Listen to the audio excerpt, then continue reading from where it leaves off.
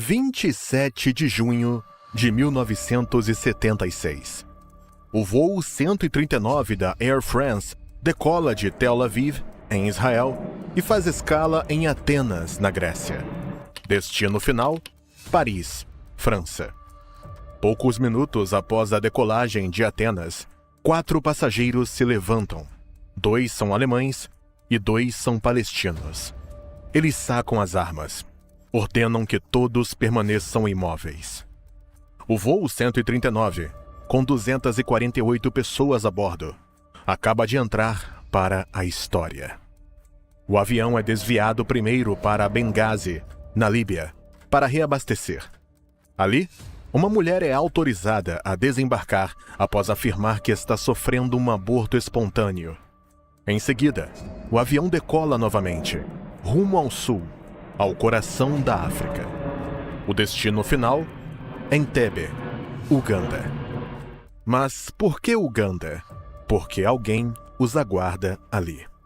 Alguém com armas, poder e uma necessidade quase obsessiva de estar sempre sob os holofotes. Amin. Ditador de Uganda, ex-boxeador, ex-soldado do exército colonial britânico. Um homem que, sem qualquer constrangimento, autoproclama-se o conquistador do Império Britânico. Um homem com um senso de grandeza profundamente distorcido e um ódio desmedido por Israel. Após o pouso, Idi Amin comparece pessoalmente ao aeroporto de Entebbe. Ele sorri, acena, gosta de bancar o anfitrião. Mas ele não está ali para prender os sequestradores. Muito pelo contrário. Declara ao mundo que veio mediar o conflito. Na prática, posiciona seus soldados ao redor do aeroporto para proteger os terroristas. Uma aliança entre 4 sequestradores e um ditador acaba de se formar. Neste frágil equilíbrio entre a vida e a morte, quem irá salvar os reféns? Os sequestradores transferem os reféns para o antigo terminal do aeroporto de Entebbe. Ali, separam israelenses e judeus dos demais passageiros. Mais de 100 pessoas são isoladas. São essas suas moedas de troca.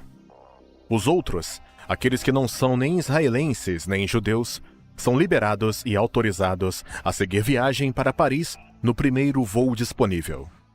Em seguida, vêm as exigências. Libertem 40 prisioneiros palestinos e pró-palestinos detidos em Israel. Exigimos também a libertação de outros 13 presos na França, na Suíça e na Alemanha, e 5 milhões de dólares pelo avião. O prazo é 1º de julho. Se nossas exigências não forem atendidas, seus cidadãos morrerão. Em Tel Aviv, o governo israelense entra em choque.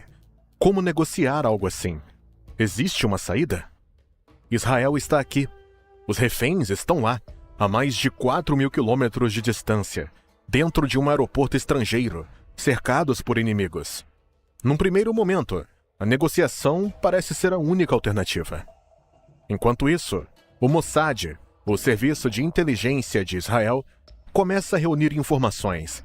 Agentes são enviados a Paris, onde acabam de desembarcar os passageiros não israelenses libertados pelos sequestradores. O Mossad os interroga. A partir deles, eles obtêm um primeiro panorama da situação. Os reféns estão mantidos no antigo terminal de Entebbe. Os terroristas estão armados e em alerta, mas não têm treinamento profissional. São 4 no interior, 2 palestinos e 2 alemães. Do lado de fora, os soldados ugandenses fazem a segurança do terminal. Um dos reféns se lembra da estrutura do aeroporto. A posição das janelas, as portas trancadas, os turnos de vigilância. Mas então, o Mossad descobre algo ainda mais importante. Nos arquivos, o Mossad recupera as plantas originais do aeroporto de Entebbe. Por quê? Porque anos antes, o próprio Idi Amin havia contratado uma empresa israelense para projetá-lo. E os projetos ainda estavam em Tel Aviv. Os engenheiros e arquitetos envolvidos na construção são imediatamente contatados. Em poucas horas, na base aérea de Palmachim, ou possivelmente em Lod, com o apoio desses engenheiros, Israel ergue uma réplica em tamanho real do terminal. Construída com compensado e andaimes, ela reproduz fielmente as dimensões, a estrutura e os detalhes do prédio original. Paredes leves e reforçadas, escadas, corredores, portas, janelas, acessos. A Sayeret Matkal, a unidade de elite das Forças Especiais Israelenses, inicia o treinamento. Sala por sala, segundo por segundo. Como entrar por cada ângulo, como neutralizar o inimigo, como resgatar os reféns. Enquanto isso, a diplomacia segue em paralelo. Israel entra em contato com a França, com o Quênia, com a Cruz Vermelha. Com apoio francês e americano, obtém imagens de satélite do aeroporto de Entebbe. Então, de repente, os sequestradores prorrogam um prazo, de 1º para 4 de julho. Os motivos não se sabem. Para o Mossad, porém, esse adiamento é ouro. 3 dias a mais para coletar informações, treinar e sincronizar cada movimento. Analistas traçam o perfil dos sequestradores. Os comandos repetem os exercícios no terminal de madeira sem cessar, até que cada gesto se torne memória muscular. Em Tel Aviv, no entanto, a pressão aumenta. O primeiro-ministro Yitzhak Rabin inclina-se por uma solução diplomática. O ministro da Defesa, Shimon Peres, defende a opção militar. No dia 3 de julho, está tudo pronto. O Mossad conhece as plantas, conhece o número de terroristas, sabe que o exército ugandense está colaborando com eles. E agora, graças a canais diplomáticos discretos, também obteve autorização para sobrevoar o Quênia. A pergunta já não é mais se Israel vai agir, mas quando. Na madrugada, poucas horas antes do prazo final, a decisão é tomada. 4 aviões de transporte C-130 Hércules são carregados com cerca de 100 comandos israelenses. Uma equipe médica, um grupo de demolição, uma Mercedes preta, réplica da limusine presidencial de Idi Amin, 2 Land Rovers, suprimentos e um grande arsenal de armas. Os aviões decolam de Israel. Destino: Entebbe, Uganda. Os 4 aviões de transporte C-130 Hércules decolam de Tel Aviv. A rota é clara: voar rente à superfície do Mar Vermelho, a apenas 30 a 50 metros de altitude, praticamente ao nível do mar, para permanecer invisíveis aos radares egípcios, sauditas e sudaneses. As aeronaves seguem pela costa da Eritreia e, depois, desviam para o interior do continente, cruzando a Etiópia. Durante 7 horas, atravessam um espaço aéreo instável, marcado por colinas e cadeias montanhosas, percorrendo mais de 4.000 quilômetros. Voam com os transponders desligados, sem comunicação por rádio, sem luzes externas, apenas silêncio e escuridão. Qualquer detecção significaria o fracasso da missão. Ao entrarem no espaço aéreo ugandense, iniciam a descida final. Entebbe está diante deles. Em 23 horas em ponto, horário local, o primeiro C-130 toca a pista do aeroporto de Entebbe. Sem autorização da torre, sem qualquer aviso, o avião simplesmente pousa.